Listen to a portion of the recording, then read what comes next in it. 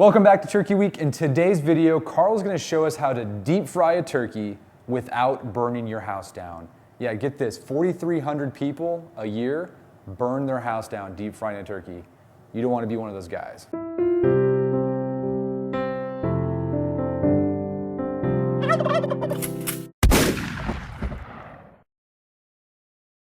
Okay, so we're gonna fry a turkey. So let's talk a little bit about a turkey. You've seen a lot of dangerous things, and we're gonna talk about that when we go out to the hot oil and that sort of thing. So frying a turkey doesn't have to be dangerous, and really is an incredible way to cook a turkey. You know, so we're gonna talk about some of the do's and don'ts with frying a turkey today. So the first thing we've done, we've brined our bird, we've rinsed it. The one thing else we're talking about when we're frying a turkey, you want to get rid of everything plastic on the bird. There's these little things that truss the legs. You want to take that. These are basically worthless, these little thermometers. They don't do. You can take those, put them in the trash. And so then a lot of your flavor, you want to dry it off really good. You don't want any excess oil, especially when you're frying. That's what causes the grease to splatter and do a little bit, some bad stuff, and cause a risk for a fire. So dry it off really good, and even when you're done, let it air dry for a few minutes at room temperature so it's not going to hurt. The other thing, we want to remove some of these pieces of fat, and you'll see this piece on the back. I mean, it's just going to fry away and be a greasy mess you're not going to eat anyway, so we can get rid of these things. And next thing we're going to do is we are going to inject some butter. A lot of different injections. People are going to write in, they're going to leave comments saying my injection's better. It might be, that's okay. We're just using this as an example. We're going to inject some melted butter into this bird. So we'll take our injection needle, penetrate it, and you want to have several spots so you don't have flavor pockets.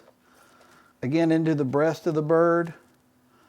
And this is going to help flavor the inside of the meat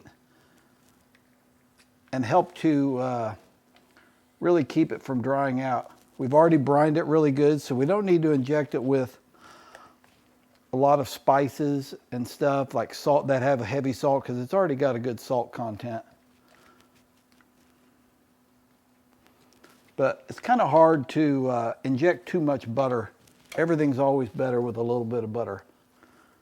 And you'll see the meat puff up and swell up, so you know that butter is getting in there. And if you get a little on the outside, that's okay too. There we go. So we're ready to go.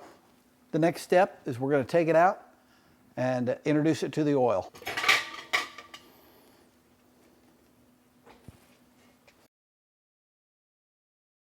So some of the safety tips when you're frying a turkey. Number one, 4,300 fires last year and 27 million in property damages, all from frying turkey. So we want to be sure we're very careful. One of the things, and one of the biggest reasons people have this problem, is they put too much oil in, they drop their turkey in, it overflows, ignites with the fire, and then they have a whole mess. And that's what you see on the internet all the time, people blowing up their house, frying a turkey, and it's a Vesuvian flare-up. So one of the things you want to do is, we've got our turkey in here on the stand that we're going to do it, and we're going to fill this up with water and mark the point at which the water covers the turkey. Then we're going to know how much oil to put in.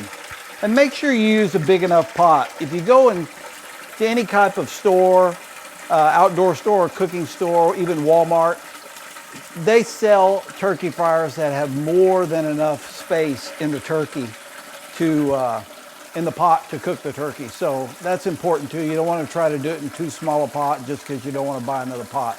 Go the extra step, spend the extra money. You can get a whole kit for 50 bucks in the store. So, and that includes the stand and everything. So always make sure you do the right thing. So this is getting closer, and you want to use cool water. Don't use hot water. Okay, so we got our pan full of water on our hanger that we're going to put. You can see it's totally covering the turkey. So a lot of people, what they do is they say, all right, I'm going to measure it right there. That's the oil I'm going to put in. Well, if you do that, you're probably going to get a bubble over, and you're probably going to have a fire and a whole mess. You want to, at this point, take the turkey out, empty out the water that's in the cavity, move it to your bowl, This is the level that you'll want, and another good way to measure it, you can score the bottom of your deal, or you can kind of use your thermometer, and that'll measure exactly where we need to be. So that's where we need to fill the oil. So let's go out and fill the oil, heat it up, and get ready to cook a turkey.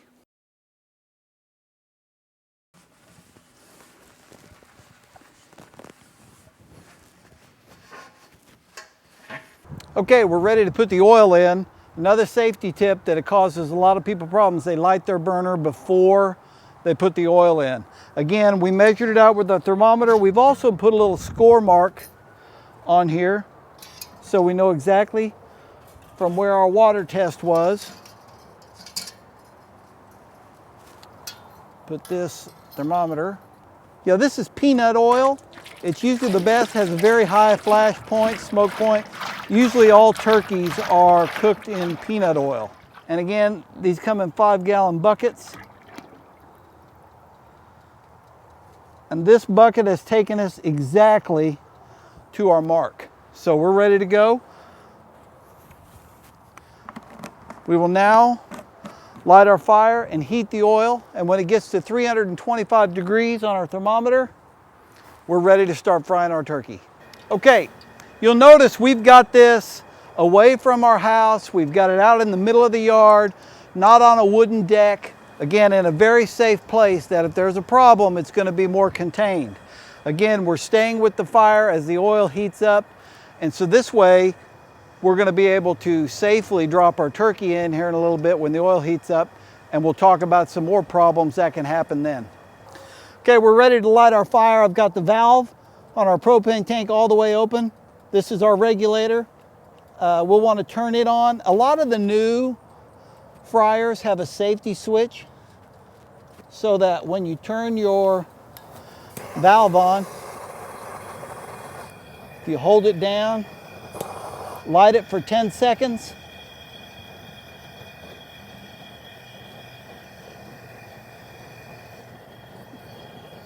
it will stay lit. And open it up all the way, as far as it will go. And then you can take your pot with your oil and put it on there. And I think it's important to note, never leave your fire. You never know what's gonna happen. Always have somebody with it, staying by it, and prepare it in case there is an accident.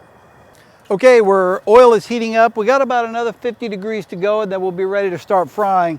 Another thing we want to mention, always invest in good, heat-resistant, fireproof gloves when you're working with frying a turkey. It's another safety point that is going to help you have a good experience as you fry your turkey. Also, when you put it out in your yard or wherever it is you're going to put it that is safe and away from the house and on really a non-flammable surface, try to find as level of a ground as you could possibly find. That way your oil's going to be even, and when you fill it to your mark and you put your turkey in, everything's going to be great. So it's almost time to put the bird in. Stay tuned.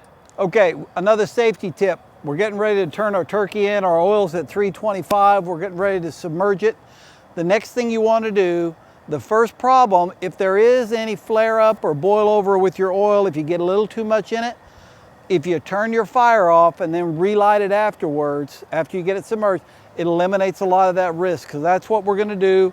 We're going to turn our fire off. Now we're going to put our turkey in and get ready to start frying. Okay, another point of safety tip, they give you these hooks to clip on to drop it in, and certainly if you got good gloves you could drop it in by hand, but there's an even safer way to do it. And we've just got a metal bar. We're going to clip it onto our turkey. Again, our turkey is good and dry, and we are going to lower it very slowly into the hot oil with the fire off. And if there's any problem as you get ready, you can always lift it back out and go, but you're going to want to put it in. We know it's submerged.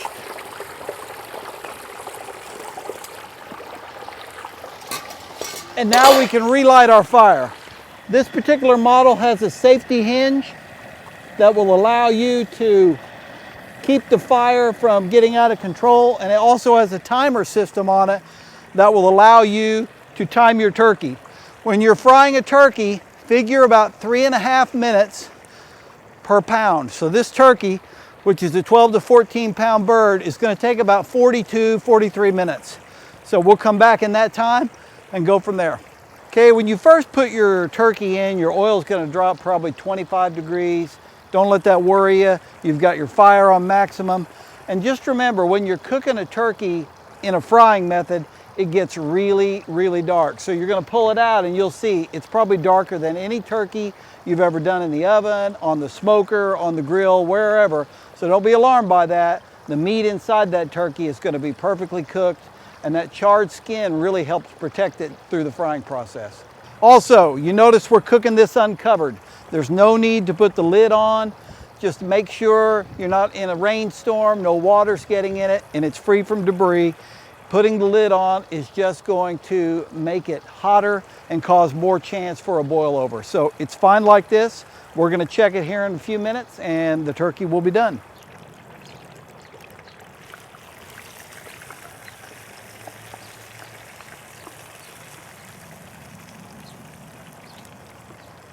Okay, our bird has been in for about 45 minutes. It's done. We've checked the temperature. So we're going to take it out, but you don't just jerk it out and put it down.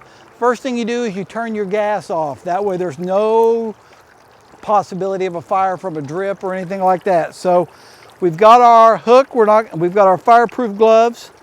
The first thing we'll do, look at that, golden brown. Just let it hang there and let it drain for a second. Let any of that excess oil come off. We've got our pan here ready.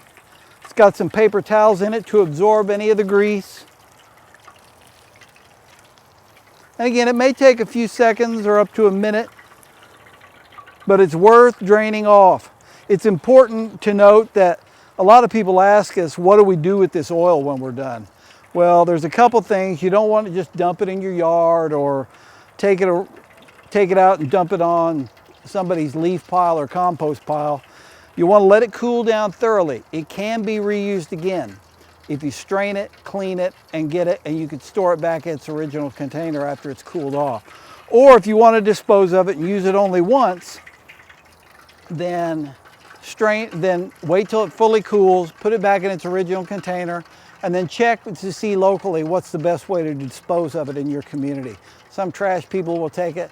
Other places have organizations that will further dispose of it from there. So it's drained, it's ready. We're going to go over. We're not going to take it off its hook right now, but we are going to let it rest. Again, 20, 30-minute rest. Let the juices kind of redistribute, and we'll go in. They'll be ready to carve in just a few minutes. Man, that turkey sure was good. Let's review some of the safety tips and why you can fry a turkey safely and not be one of the 4,300 that burns their house down every year and be part of the statistics. So first off, never try to fry a bird that's frozen. That's just gonna introduce a lot of water to your oil, cause boil over, and again, the potential for fire. You're gonna wanna make sure your bird is dry, and then you can, again, measure with the water like we showed you, and then also, then you're gonna know exactly where to put your oil. So it's gonna prevent the flare-ups that way. Season your bird with any injection that you wanted to do. Remember, we use some melted butter. You can do a lot of these flavored injections that are out there. And again, always take extra precautions. We used the pole when we dropped it into the water. We went very slow. We made sure our oil was heated up to the right temperature, which is 325 degrees. And we let it cook with the lid off, always staying near the fire. Our stand happens to have a safety